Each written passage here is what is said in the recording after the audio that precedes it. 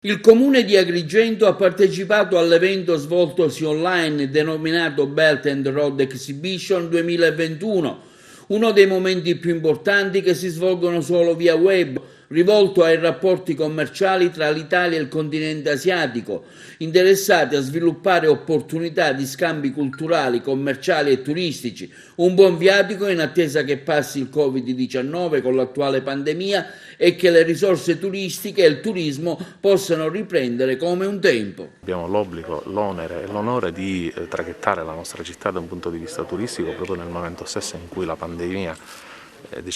allenterà la sua presa e quindi si potrà ricominciare a viaggiare. Purtroppo ancora oggi le restrizioni ci impongono la massima attenzione e naturalmente la questione sanitaria è prioritaria, ma noi siamo pronti per farci appunto trovare pronti il gioco di parole quando i turisti ricominceranno ad affollare la nostra città. Abbiamo individuato dei percorsi particolari all'interno del centro storico di Agrigento dove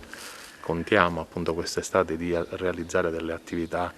di intrattenimento non soltanto per i turisti ma anche per i cittadini di Agrigento, così come stiamo sviluppando una rete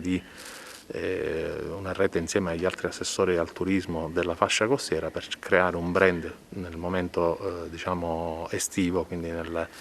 durante la stagione estiva, che possa essere identificativo appunto nei mercati internazionali. C'è anche la partecipazione a una borsa virtuale? Sì, abbiamo partecipato a una borsa virtuale che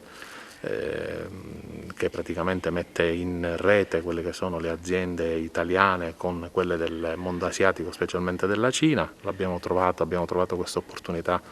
grazie a Discovery Place, che è un'agenzia romana che favorisce questi rapporti e quindi ci ha dato la possibilità di essere presenti in questa fiera virtuale.